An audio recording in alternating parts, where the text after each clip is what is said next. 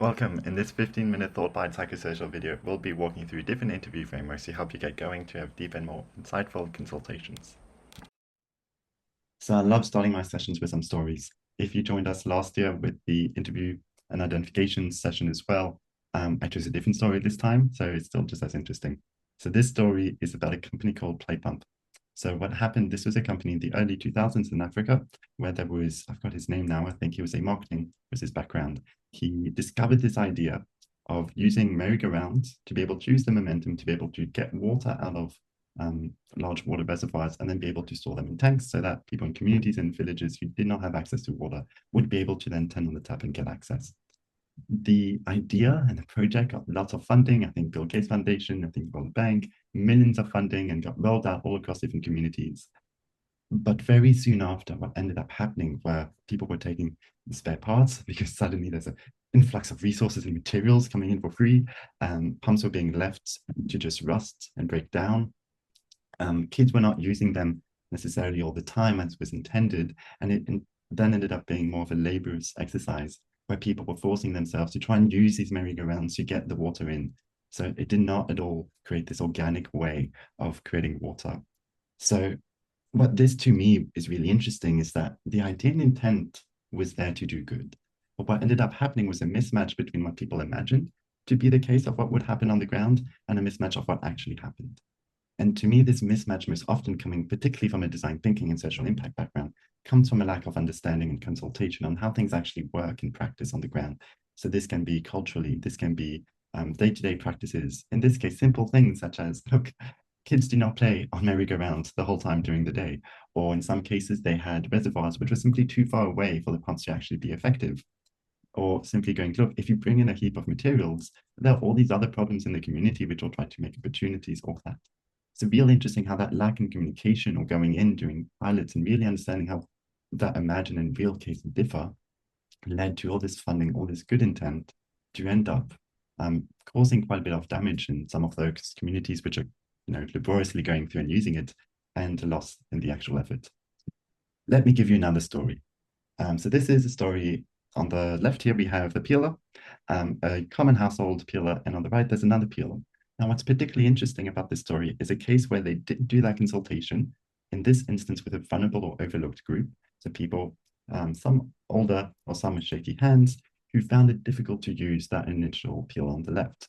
What's interesting in this case is how originally with the first peeler, when they went out to everyone, people said, yes, it's great, it does the job. Yet, when they redesigned it for this overlooked and marginalized group, really co-creating it with them, they managed to create a solution which this first original broader group actually preferred, which is why nowadays most peelers in most households are actually that one on the right. So this story here is a story about consultation, but particularly about consultation through a lens of universal design, where creating for an overlooked demographic actually allows benefits for a broader demographic as well. So the reason why I bring this out in our case, in the psychosocial case, is when you look at a whole cohort in a company, oftentimes what I see is, okay, let's do your focus groups. Let's do 30 people in a focus group. That's our target. We'll hit 30 people, n equals 30. That's the right sample size. And then we'll see what we can get through the mass.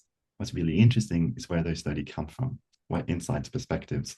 And most oftentimes what I see happen is these overlooked voices or diminished voices do not necessarily get the support they need, even though work design from their perspective can actually create more supportive work design for a broader group. So really interesting how we can learn from this space as well. So I come from a design thinking background. So the diagram I have here is more of what I'm used to. So what this diagram here signifies is at the start in an interview or focus group, you really do not necessarily always know, and you should not necessarily always know the direction of where things will end up. So there's an initial stage of exploration of messiness. In the middle of this diagram here is a term we call the messy middle. You do not necessarily, and you should not necessarily know the direction where things might go. And the reason why this is to enable you to put your bias aside and just to be curious about the insights that people are actually bringing up.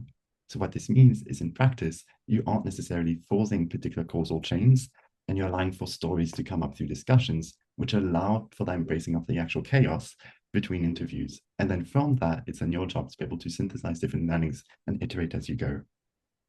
Of course, at the end, there's still, as you can see in the diagram, there's this big synthesis stage, which allows you, and this often happens throughout as well, which allows you to then bring together the learnings and then insights for you to be able to take the next steps.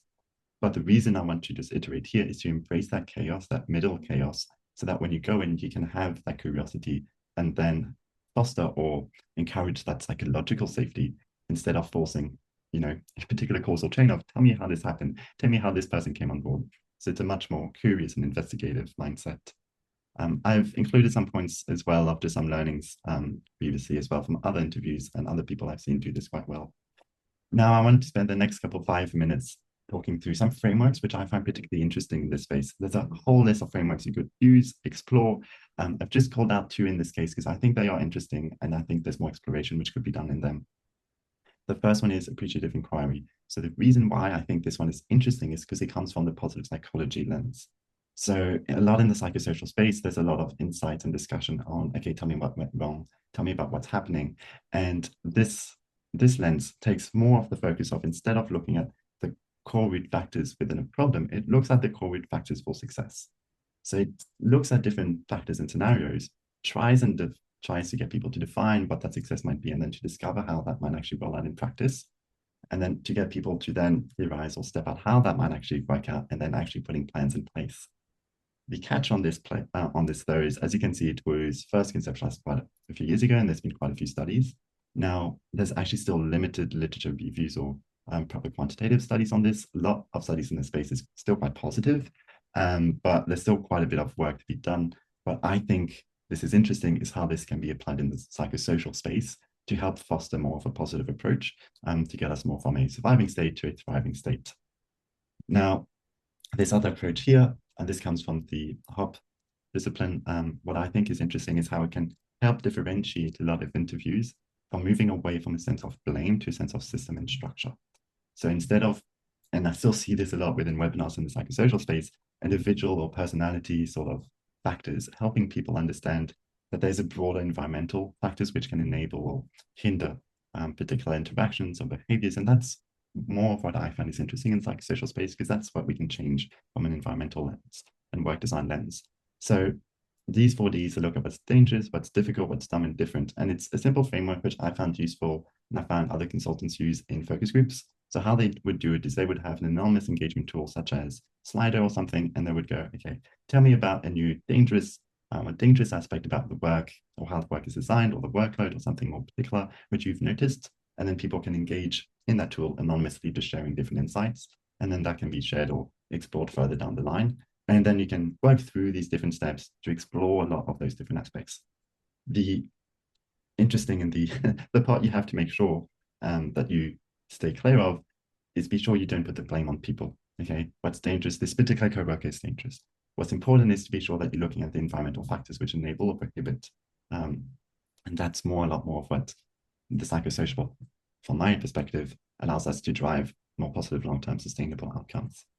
And the last model I want to touch on is the Sandman's model. So this is what I find particularly interesting is in the psychosocial space, where we're dealing a lot of an emotional response to different hazards. So the Sandman model helps us separate that and differentiate a lot of that. So the way he's got it split up is he's got a graph, I didn't include it here, which helps differentiate whether someone's got a high perception, emotional perception of a hazard, and whether someone's got, and the actual risk is quite low, or the flip side, when the actual risk is quite high and the emotional perception of that is quite low. And I found that particularly interesting in psychosocial space, because it can also give you a clue as to the potential of escalation, when escalation might happen. So I'll give you a great example. If you just filled out a survey, and you might get a group who do not perceive the emotional risk to be that high, but the actual risk is quite high, they might say, look, all low, 1 on 5 when they complete the survey. But then you might have an incident and you didn't quite do the focus group with that group because they weren't in your hotspot out of your survey. And what then is interesting is when you do interviews and focus groups or one-on-ones, you can then also use this model to help then you communicate or change people's perceptions on hazards to then level them to be on the same par, which completely changes your approach to how you might address different controls, solutions, communication. I'll give you a quick example. If there was, you're debating with a friend on where to go for dinner, you have a place in mind, they've got a place in mind, it's become a bit of a heated discussion, right? And then in the discussion, they might bring up, look, I think my place is better because they are cheaper. And then you bring up and you show the menu that your place is actually cheaper. in most scenarios, when that happens, you showing evidence that your place is cheaper will only make the case worse, right? It might get that person might back off, or they might get angry, because you've taken something away from their actual argument. So what's interesting there is how that emotional perception of that whole discussion is actually quite different from that whole maybe evidence or data side. So when we're speaking about the psychosocial and how we communicate that, it's quite important to know where people are with their emotional perception of the different hazards so that we can have a corresponding communication and approach to that as well. Okay, and now I realize I'm nearing the end of the 15-20 minutes that I was aiming for. So I would love to, Niru, since I know you work a lot with the Sandman model as well, Yes. hear a bit about how you do this in practice within interviews. Yeah. I'd be keen to hear how you help distinguish where people are at in that continuum, and then how you use that knowledge to be able to change the approach or change the controls, which you think might be most relevant. Well, it's really interesting that because while you were saying all that, and I was just thinking how much I love the Sandman model, especially because it's helped me so much in the years that I've done work in the psychosocial space. One of the biggest things is it comes into a very petty aspect of work, and I'm not a human resource person, but the work design aspect of a person's job is been creeping into workplace health and safety area anyway for many years. So generally, when you do consultation and you have a group of workers, and every worker is going to put up their hand and say, "We've got too much work." And they're like, no, no, no, it's too much, and it doesn't stop, and it's starting forever and ever, and it's been like this for 10 years, 5 years, 4 years. And then you have a group of managers, same question, opposite answer. And then you're like, okay, but what is the truth? Because I need to know what the truth is. And it gets very difficult because, especially in conversations with managers have agency more than workers. You have to understand that they have more control over the situation. So usually what the manager says goes. So convincing a worker that a workload is manageable um, maybe is not easy, but it's enforceable. Whereas convincing a manager to change their approach is much, much harder.